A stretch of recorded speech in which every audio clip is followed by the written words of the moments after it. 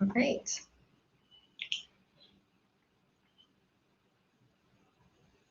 Okay, good afternoon, everyone. Thank you for joining us today, and thank you to GCMY for inviting us to this event. My name is Joseph Gualtieri, and I'm a Corporate Engagement Officer on CDP's supply chain team for Southeast Asia. And over the next hour or so, my colleague Emily and I will go over the supply chain program and review some of the opportunities available to vendors serving global supply chains. So I'll begin by introducing you briefly to CDP, and I will walk you through the supply chain program. And then I will hand it over to my colleague Emily Tan, who will talk about how SMEs can set ambitious science-based emissions reductions targets. So I'll just go ahead to my slides now, please. Yeah. Okay. So some of you may not be familiar with CDP, so I will just go ahead and give a brief overview of who we are and the role we play in the sustainability ecosystem. So CDP is a mission-driven nonprofit organization that runs the world's largest corporate environmental disclosure platform. And our mission is to connect stakeholders with high-quality, decision-useful corporate environmental data. Each year, thousands of companies use CDP's disclosure system to measure and report their environmental impact. And since CDP began collecting environmental data in 2010, we have developed the world's largest comprehensive data set on corporate environmental action. And we use the data reported by companies to provide stakeholders with the insights they need to make environmentally informed decisions. And in the context of our supply chain program, this means providing members with the information they need to better understand the emissions embedded in their value chains. This allows members to use the data gathered through the CDP disclosure process to raise ambition and drive corporate environmental action throughout their value chains. So CDP has a broad network of stakeholders. We request information on behalf of our two authority groups, which are our investor signatories and our supply chain members.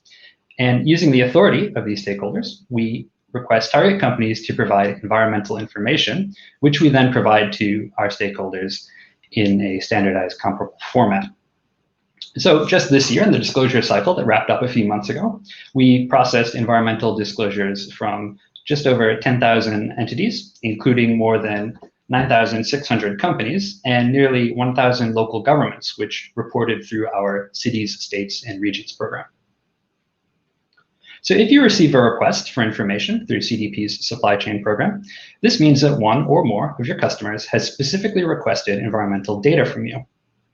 And when you respond, only the requesting company can access the data you provide in your response. Requested vendors use CDP's questionnaire and training materials to provide their customers with a profile of their environmental footprint. And as I said, supply chain members can then use this data to better understand the risks and opportunities embedded within their supply chains, to better engage with their vendors, and to inform their procurement decisions. And with respect to climate change, the program also allows members to measure and manage their Scope 3 emissions profile, which, as you may know, is an important element of both TCFD reporting and setting science-based targets, which my colleague Emily will talk more about in just a moment.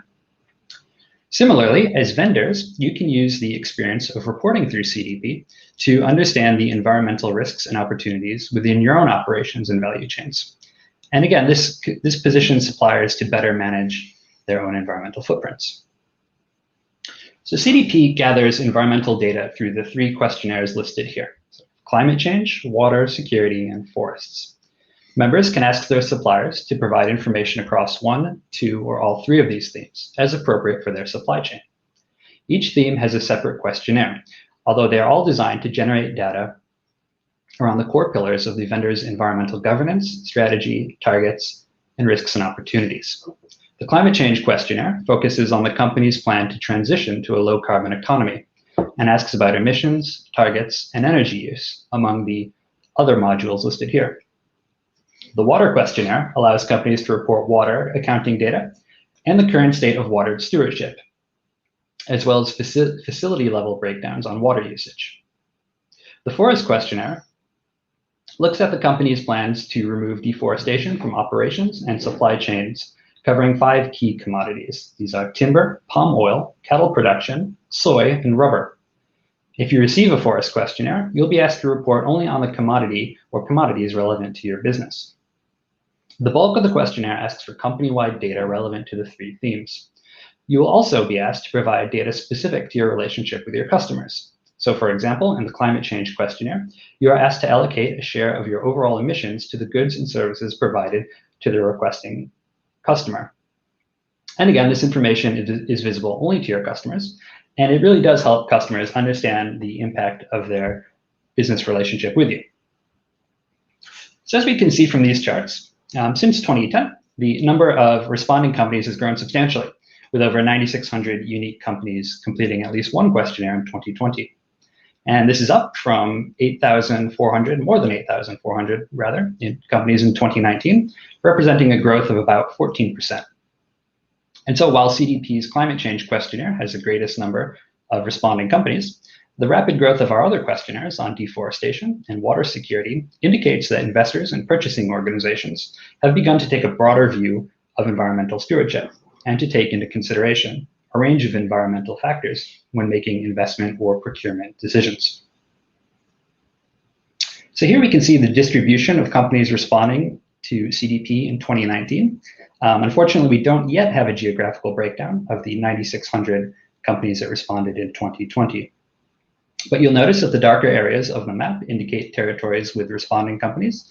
And as you can see, most countries or territories are home to responding companies.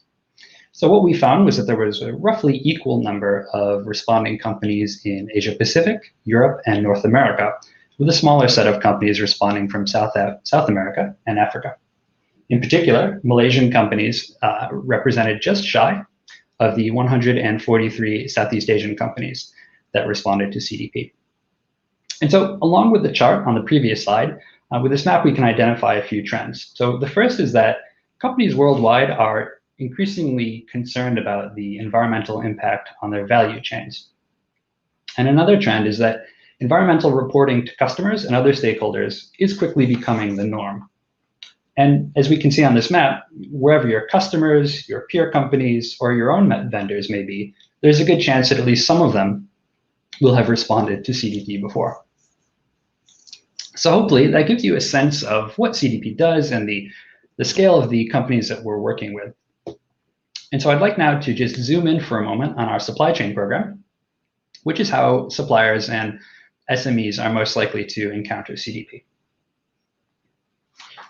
So in CDP's program, our 150 plus members request information from their suppliers who complete the CDP questionnaires discussed previously via our online disclosure platform. CDP then provides the data and insights back to the member. And this process helps the customers to identify key suppliers, to measure the environmental impacts of their supply chain, and to assess risks embedded within their supply chains. On the other hand, for suppliers, the CDP disclosure process means disclosing relevant information to members, as well as improving their own environmental performance and engaging with their own supply chains. So one reason why companies are increasingly focused on their supply chain emissions is because, as many of you likely know, Scope 3 emissions, the indirect emissions embedded in a company's value chain, will be the major emissions type for most companies, amounting on average to 5.5 times the significance of direct emissions. And this gap is especially large in the case of companies in sectors like retail, hospitality, and manufacturing. But even for companies toward the bottom of this list, apparel, materials, power generation, and so on, indirect emissions still comprise an enormous share of a company's overall emissions profile. And so what a lot of companies find is that Scope 3 management presents an opportunity for companies with large supply chains to have an outsized effect on emissions beyond their direct operation. And as such, companies from all sectors have come to the conclusion that supplier engagement and management of emissions embedded in the supply chain really do have a key role in achieving wide-scale decarbonization. So on that note, we have here a graphic indicating just what this wide-scale change can look like in practice. So along the top of the screen here, you'll see some of the retailers that use CDP's supply chain program to engage with their suppliers. And retail was at the heart of the CDP's supply chain program. So as a matter of fact, CDP's program began just over a decade ago when Walmart approached CDP about using our platform to engage with suppliers as a part of their Gigaton project. And the program has grown from there. So members in the retail sector typically begin by focusing on their key tier 1 suppliers, which are often vendors producing consumer goods. These vendors then get accustomed to CDP's environmental disclosure and come to value the insights that it can offer. And so these tier 1 suppliers then use the program to engage with their own supply chains. So in the case of consumer goods companies, this means engagement among suppliers providing logistics and manufacturing. And the cycle continues as these suppliers then engage their own suppliers. And so in this manner, we can see the effect of supply chain engagement cascading throughout the sectors and across geographies. So I've made this chart to indicate the cascading effects with respect to retail specifically, but we really do see the same pattern of change emerge across other sectors as well. So given the cascading effect, you can imagine how our program would grow to its current size of over 150 members representing some 4 trillion in annual procurement spending, collectively engaging over 15,000 suppliers globally. And you will notice that companies from all sectors, from financial services companies like Bank of America and Barclays, and manufacturers like Toyota and Philips, to ICT companies like Western Digital and Telstra are all present. And the presence of so many leading companies in the program really does suggest that robust disclosure is becoming the norm both among globally competitive firms and their supply chains. So here we have a case study of how Dell uses the program. And so of course, each of the members listed in the previous slide will have its own unique strategy, opportunities, and challenges, and each will use the data gathered through CDP's supply chain program in its own way. In the case of Dell, vendors are evaluated on the criteria seen here, including disclosure of emissions, setting public goals, and preparing sustainability reports. And in an example of the cascade effect, Dell requires its suppliers to engage with their own suppliers. Similarly, Hewlett-Packard Enterprise uses a supply chain program in concert with its science-based target, and as an engagement tool to get a critical mass of vendors to set their own science-based targets. Like Dell, HPE ties CDP performance to vendor evaluation and procurement decisions. And as the quote indicates, HPE sees sustainability as a driver for improved environmental performance, both for its own benefit and, significantly, for the benefit of its suppliers. So as we mentioned, the CDP supply chain program will fit into each company's specific goals and targets in its own way. But whatever the background of the company requesting the information, what we find is that the aggregate outcome of these efforts is significant. So in 2019, our members reported a reduction of 633 million tons of CO2 equivalent emissions, which translates to a savings of just over 19.3 billion US dollars. And the reduction in emissions was equivalent to 1% of all global emissions, or roughly equivalent to 120% of Australia's total emissions in 2019. And these savings, both in terms of cost and in terms of emissions cuts, really do reflect both the commercial benefits of supply chain engagement, as well as the importance of vendor engagement toward meeting global emissions reductions goals. So I hope that gives you a sense of what motivates companies to use CDP's supply chain program and why they may use the program to request data from vendors like your company. And in the last few minutes, before I hand it over to Emily to talk about science-based targets, I'd like to talk briefly about the supply chain program, but more from a supplier's perspective. The program's key benefits to members, that is to say, measuring and managing environmental impact, identifying cost savings, as well as risks and opportunities, improving governance and strategy, all of these benefits accrue to vendors as well as to members. So suppliers themselves can use the data gathered in the CDP reporting process to better understand their own environmental performance and to make improvements as necessary. We've also designed the program to lower the reporting burden on vendors. So CDP's disclosure system allows vendors to complete a single report and submit it to all stakeholders. So if, for example, you receive a CDP request from one customer or multiple customers and investors, you need to complete only one response and it will be disseminated to all. Similarly, as I mentioned earlier, CDP's climate change questionnaire is aligned with the recommendations of the TCFD, and so vendors can use their CDP response as the basis of their own TCFD reporting. And importantly, there's no fee for suppliers to submit their data to these members or customers rather requesting through the CDP supply chain program. And so another benefit is that the program provides an opportunity for suppliers to propose collaborative opportunities. It also provides an opportunity to demonstrate the vendor's commitment to transparency.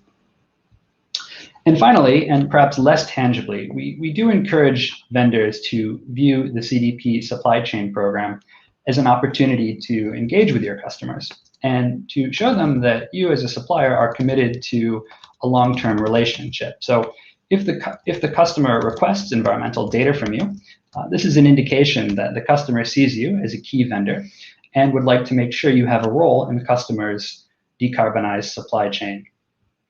So the CDP reporting process really is an opportunity to acknowledge your customers' goals and to demonstrate your commitment to servicing them. So our members recognize that vendors engaged through the program may be at different stages in their journey towards environmental best practices, and vendors may require different levels of support, and the program is designed to support vendors at all stages. So we usually break the program into 3 phases, and in phase 1 of the program, members will support vendors with little experience in sustainability reporting to help them begin to calculate and report their emissions via the CDP platform. And then, having begun measuring their emissions, in phase 2, vendors can show CDP and supply chain members that they have the capacity to set ambitious climate targets and to report other activities and initiatives which are designed to drive down emissions. And then finally, in the 3rd phase, vendors can further improve their performance and show leadership by registering a reduction in emissions and adopting best practices in the transition to a low carbon economy. And with vendors at this stage, we see them beginning to, as I mentioned, engage with their own supply chains or set science-based targets of their own. So whichever phase suppliers may find themselves in when they are first requested to provide information through CDP, what we have found is that vendors can show improvement while reporting to customers. So even if you are, for example, in the majority of vendors who do not have an emissions reduction initiative in place, you can use the disclosure process to begin establishing initiatives and keep your customers updated on the progress. Similarly, if you're among the 50% of companies that have not yet set company-wide targets and goals when first requested for information, completing your CDP questionnaire can signal your dedication to doing so in the future. And this is especially important for SMEs that may be just establishing their sustainability practices or may be new to environmental reporting. So vendors really can use their CDP reports to both gather the necessary data in order to improve environmental action and again to signal their commitment to their customers. And so to that end, we offer a suite of materials to help vendors complete their CDP questionnaires. So each vendor receives a letter grade, which assesses their performance in each of the questionnaires they're asked to complete. Vendors can also reach out either to CDP or to our scoring partners for further insight into their performance. And we also provide capacity building webinars on everything from how to access and complete the questionnaires on our website to how to calculate your emissions and how to assess vulnerability to forest and water related risks. And throughout the disclosure cycle, which generally runs from April to July, we offer workshops, and in conjunction with our supply chain members, the requesting customers, we offer capacity building webinars in which members and CDP staff introduce the program, highlight key modules in the questionnaire, and answer vendor questions. So really, wherever you are in your sustainability journey, I would encourage you to respond to a CDP information request should you receive them.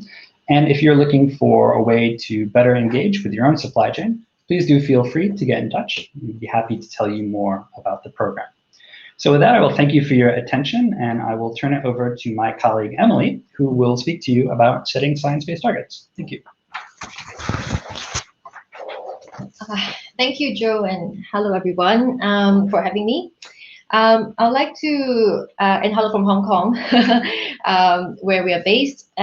So my name is Emily, and I am a project officer with the corporate engagement team here at CDP. And I engage with companies in Hong Kong, Macau, as well as Southeast Asia. And I'm very happy to be here to share with you about science-based targets. And we recently have a new route for SMEs. And now I'd like to go to my slides. All right. So a bit of background about the Science-Based Targets Initiative.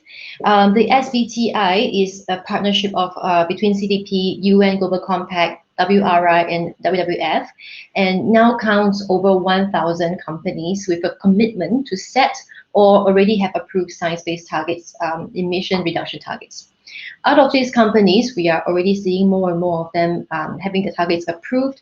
As of today, we have over 510 companies that are considered science-based and having the targets approved. So in Asia Pacific, we saw a huge increase in the number of companies who have committed as well as have their targets validated. In total, 264 companies as of October this year have joined the Science-Based Targets Initiative. And approximately half, in Malaysia, Sarawak Energy committed to setting a science-based target in July, and Taiwan Garment Industry, a textile company, has an approved target as of August this year as well. Some of you may not be familiar with what science-based targets are, so I'm going to go through quickly with you. So science-based targets are greenhouse gas emission reduction targets that are consistent with the level of decarbonization that is required to keep global temperature increase within 1.2 to 2 degrees Celsius. And the SBTs are a key tool for companies to prepare for and accelerate the transition to a zero carbon economy. Climate science tells us loud and clear that in order to reach the Paris objectives, the global economy needs to fully decarbonize by 2050 at the latest. So the long-term goal of reaching net zero emissions by 2050 acts as the North Star for strategic decision-making, while setting SBTs, short to medium timeframe targets for the next 5 to 15 years, ensures that companies are reducing direct as well as indirect emissions at the pace needed to achieve this long-term goal. At the same time, it produces a robust framework, aligns you with best practice, and incentivizes short to medium-term reductions. And along this journey, we are seeing disclosing on your emissions and strategies on an annual basis as a key component to ensure transparency and accountability and send a clear message to your stakeholders that you are on track to meet your targets. Now let's take a closer look at the elements of a science-based target. It always starts with the question of how much can you still emit, which is defined by the IPCC carbon budgets and related climate scenarios. These two in the left bucket on your slide, on this slide, are the scenarios that we are currently basing our reduction pathways on. So starting from the global carbon budget, we need to ask ourselves like how this budget is allocated among individual companies and across different sectors. This allocation is done based on the SDT methods, the absolute-based approach, and sector-based approach. The third element is defined by the combination of your company's specific characteristics, example, where your emissions and how much you will grow, all of which will influence your individual science-based target. And let's take a look at the differences between the two target methodologies I just mentioned. On the left here, we have the absolute base approach or absolute contraction method, which is a linear absolute reduction where all companies reduce emissions at the same linear annual absolute reduction rate based on the level of ambition. And we can expect an annual emissions reduction of 2.5% for the well below 2 degrees pathway and a 4.2% for 1.5 degrees alignment. On the right, you can see the sector-based approach, which is based on sector-specific International Energy Agency or IEA pathways that take into consideration historical developments as well as future projections for a certain sector that define an intensity path that all companies will be converging on. So for the criteria, all targets need to be aligned with the SBTi criteria version 4.1 published in April 2020. And the most important criteria are, in terms of boundary, targets must cover company-wide scope 1 and 2 emissions and cover all relevant greenhouse gases at with a maximum of 5% that can be excluded from your target. So scope 1 emissions are direct emissions from your owned or controlled sources, or while scope 2 emissions are indirect emissions from the generation of purchased energy.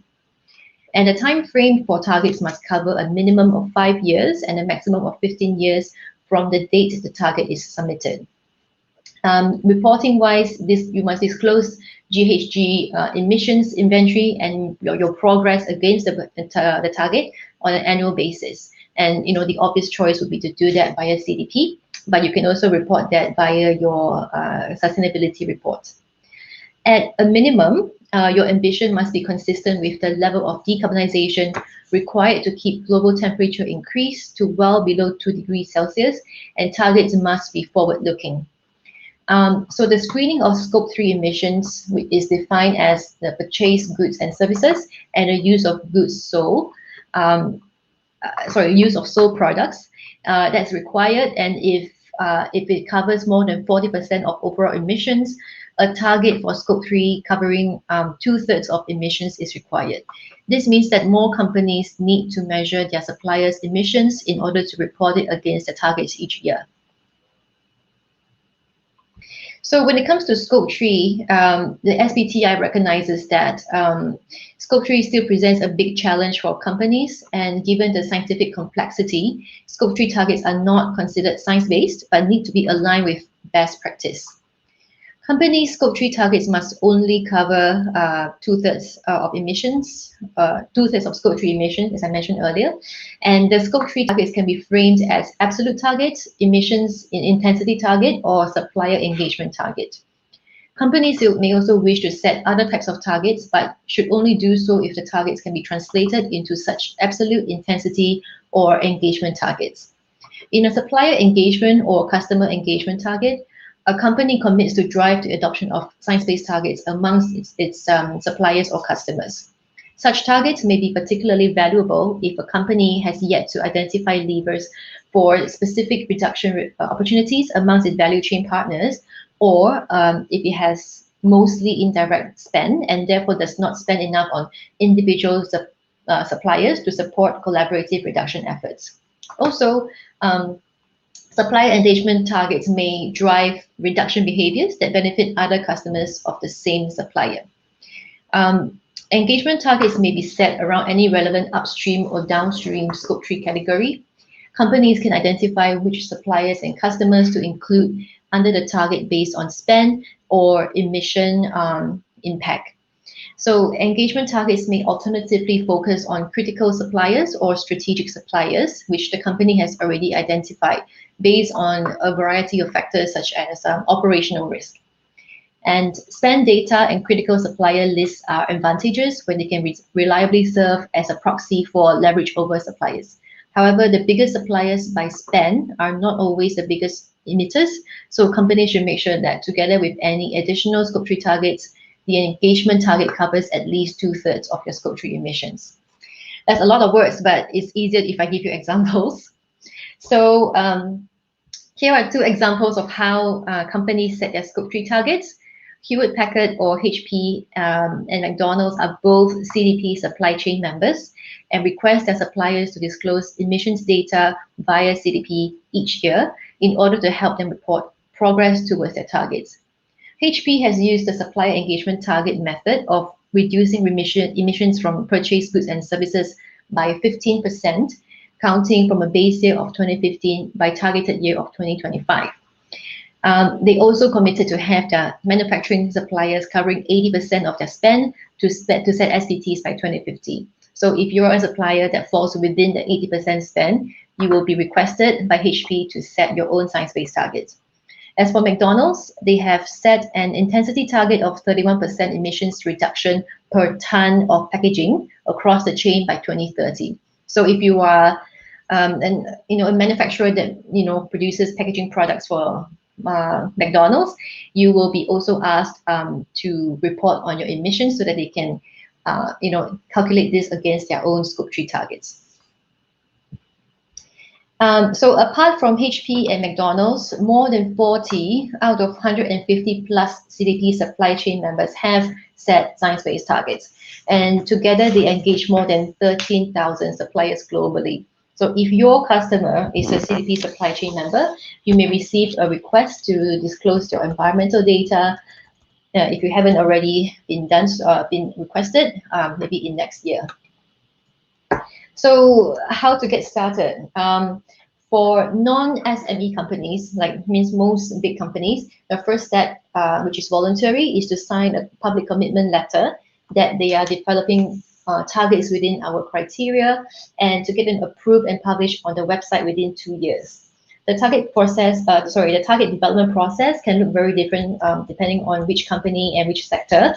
But there's a lot of support options available to you. And the SBTi also provides extensive guidance and resources to support your company along your individual target setting journey. CDP also has a number of accredited solutions providers that can help companies in their preparation of the target setting. And once a company has their targets ready, they can submit them to the SBTi for validation, where they'll be assessed whether they are in line with our criteria.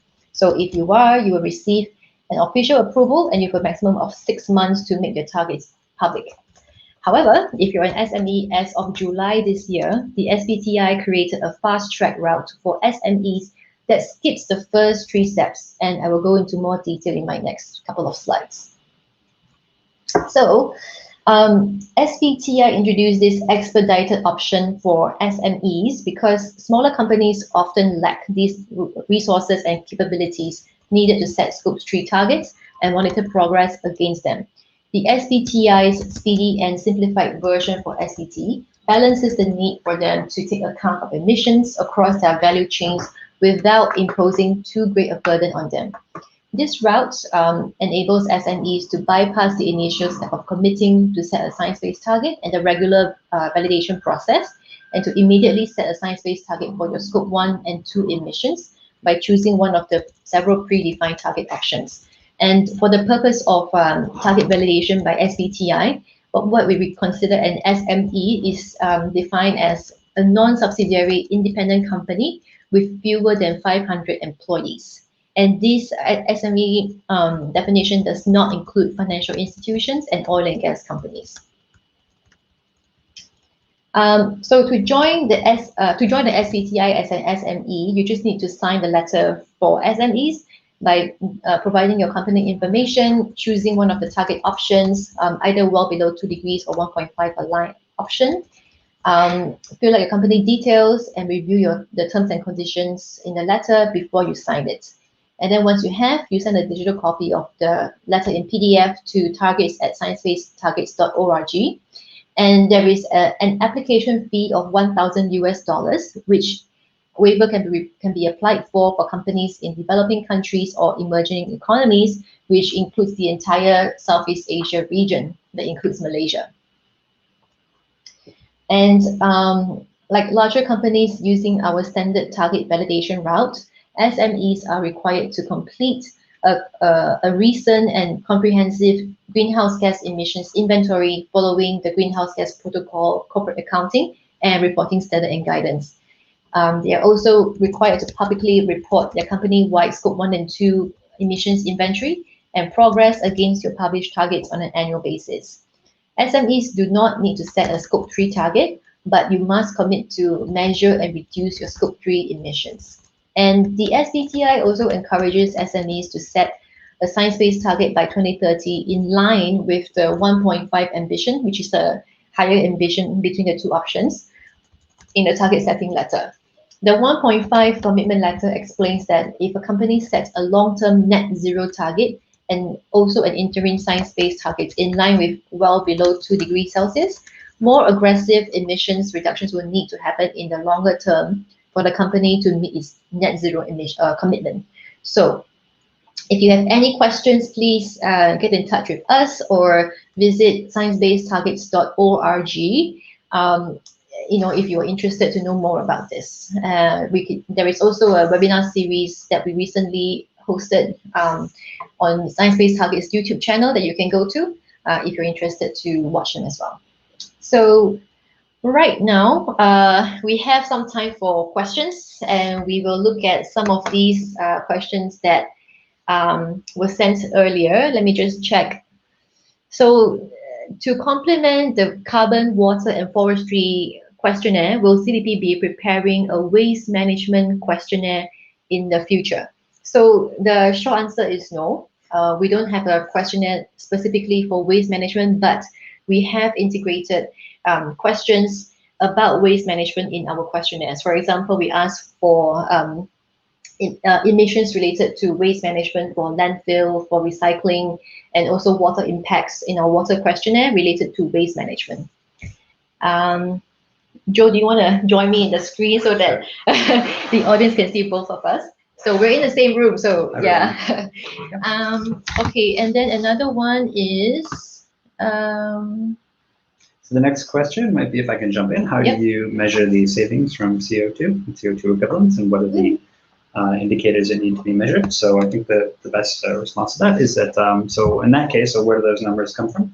What happens is the supply chain members who request information from their vendors, they disclose that information in the climate change questionnaire. So they can list, there's a section on risks and opportunities, and they can list the financial and other impacts of their the steps that they've taken to seize those opportunities for reduction. So that's where you'll find that. The numbers that we shared were from 2019. We'll have updated numbers in our 2020 supply chain report, and that should be available early next year, probably late January or early February. So do look out for that for an update. Yep. Let's see. Please outline the nature of engagement between ESG indexes and CDP. So CDP, we focus more on the E part of ESG.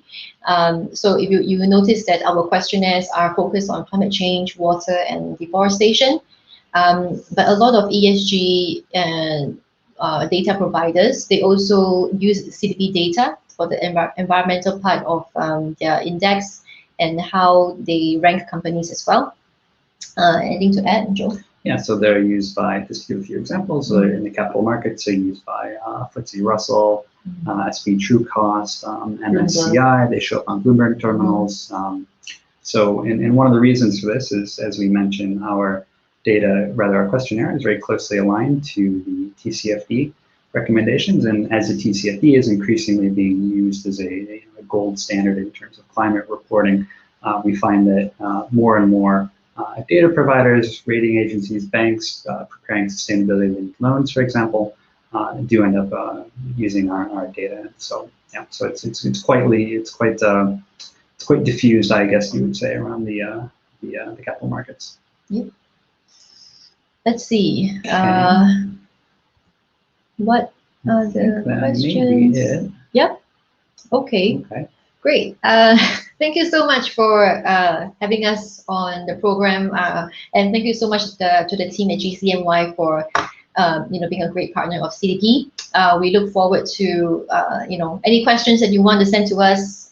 You can reach us at our email. If you have any questions for me in particular, you can email the Hong Kong and Southeast Asia mailbox, and we will direct you to the right person within CDP. So in CDP Hong Kong, we have the corporate engagement team, but we have our technical experts that are based in North America and as well as Europe.